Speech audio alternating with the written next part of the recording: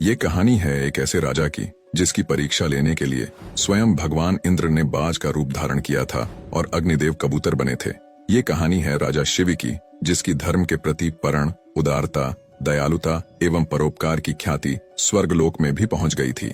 भगवान इंद्र और अग्निदेव ने राजा शिव की प्रशंसा सुनने के बाद उनकी परीक्षा की योजना बनाई। राजा शिव के गुणों को परखने के लिए अग्निदेव कबूतर बने और इंद्र बाज। एक दिन राजा अपने दरबार में बैठे थे, तभी एक कबूतर जो अग्निदेव था उड़ता हुआ उनकी गोद में आ गिरा और अपनी रक्षा के लिए प्रार्थना करने लगा। कबूतर ने कहा, महाराज, आपकी उदारता और आपकी शरण में आने वाले पर आपकी दया की चर्चा पशु पक्षियों तक में होती है। मैं भी आपके राज्य में निवास करने के कारण आपकी प्रजा और अब भी आपका शरणागत हूँ, मेरी रक्षा करें।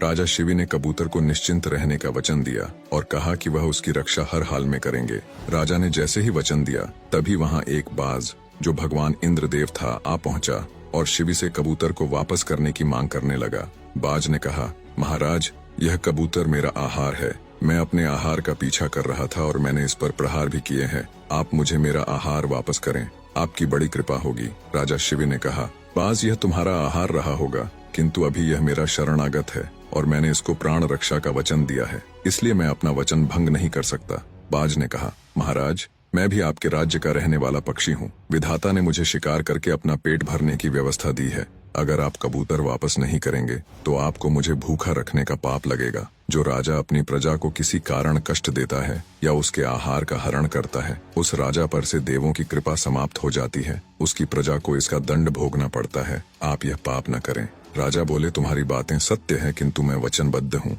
शरणागत का अतीत मुझे ज्ञात नहीं था, इसलिए मैंने इसकी रक्षा का भार लिया है। इसके बदले मैं तुम्हें अन्य मांस का प्रबंध करा सकता हूँ। बाज बोला, आप न्यायप्रिय हैं। मैं आहार प्राप्ति में स्वयं समर्थ हूँ। इसका प्रमाण आपकी गोद में बैठा कबूतर है। जो राजा अपनी प्रजा को आलसी और राजकीय पर आधारित बनाता है, वह राजा न्यायप्रिय नहीं। राजकोष आपकी व्यक्तिगत संपत्ति नहीं, प्रजा का अधिकार है। बाज की तर्कपूर्ण बातों से शिव निरुत्तर होने लगे। उन्होंने कहा, हे बाज, राजकोष मेरी संपत्ति नहीं, किंतु प्रजा के कल्याण में प्रयोग करने का अधिकार अवश्य है, और कबूतर मेरी प्रजा ही तो है। उसके कल्याण के लिए मुझे इसके प्रयोग का अधिकार है।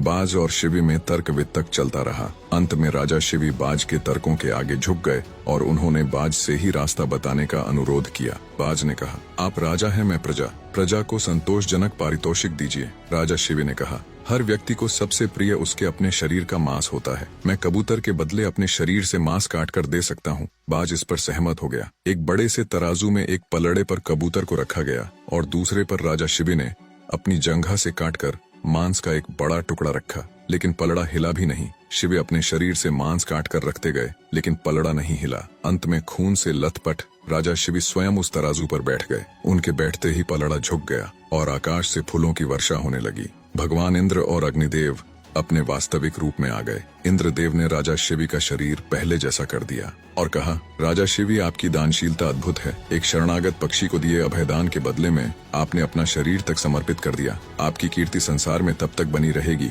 जब तक यह पृथ्वी और आकाश अपने स्थान पर है। अग्निदेव ने वर दिया, मेरी प्रचंडता न आपको विचलित करेगी और न आपका अहित करेगी। दोनों देवता शिवी को वरदान देकर स्वर्गलोक चले गए। अपने वचन पर अडिग रहने और दूसरों के प्रति दया प्रदर्शित करने की भावना से इंसान देवताओं को भी वश में कर सकता है। इसलिए सदा अच्छे कर्म करते रहो, आपके साथ भी अच्छा ही होगा।